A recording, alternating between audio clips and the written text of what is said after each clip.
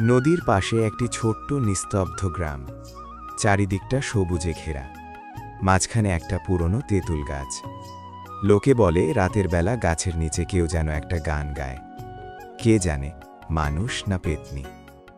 এই গ্রামেই থাকে একজন বৃদ্ধা ঠাকুরমা আর তার দুই নাতি নাতনি, মিনা ও বিক্রম। ঠাকুমা, আর যেও না হাটে।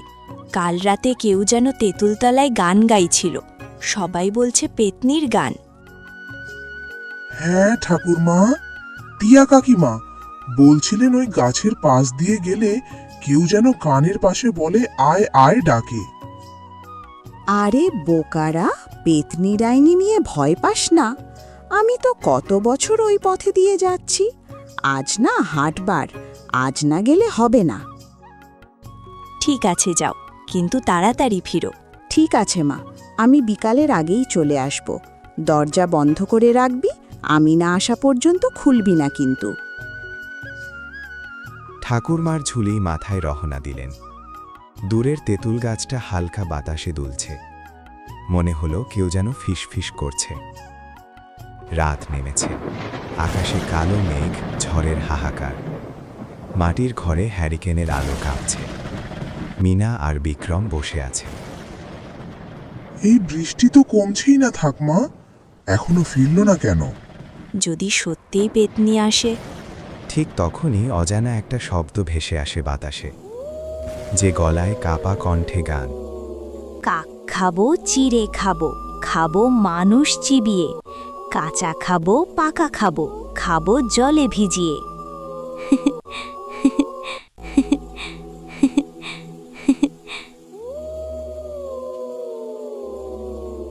বজ্রপাতের আলোয় দেখা যায় বারান্দায় দাঁড়িয়ে আছে এক বৃদ্ধা, ঠিক ঠাকুমার মতো।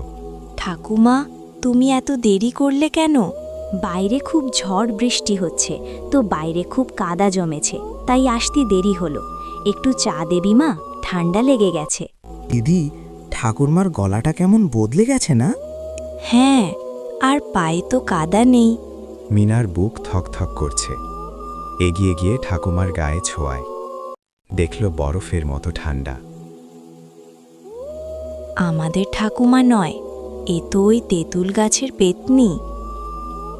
ভেতরে এসো ঠাকুমা, আমি চাটা পরে নিয়ে আসছি। ভাই, আমার সাথে আয়। দুজনে রান্নাঘরে ঢুকে। বাতাসও যেন অন্যরকম গন্ধ। ভেজা মাটির সাথে পুরনো কবরের গন্ধ মিশে গেছে। আজ ওদের ঘাড় মুটকে খাবো। ভাই, ওটা আমায় ঠাকুমা নয়, ওটা পেতনি। এবার কি হবে রে দিদি? আমি একটা বুদ্ধি বার করেছি, তুই আমার সাথে আয়। ঠাকুমা, ভাইয়ের বমি পেয়েছে, ওকে বাইরে নিয়ে যাই।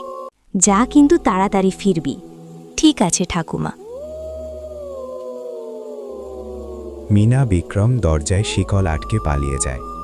পিছন থেকে পেতনির হাসির আওয়াজ শোনা যায়।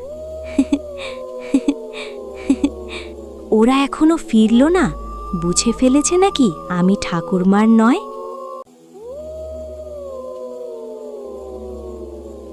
দরজা খোল, না হলে কেউ বাঁচবে না।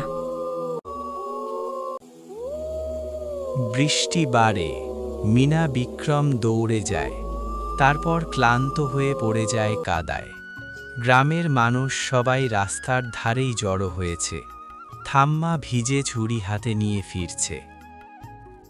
ওরে বিক্রম, মিনা, উঠরে মা, ঠাকুমা এসে গেছে।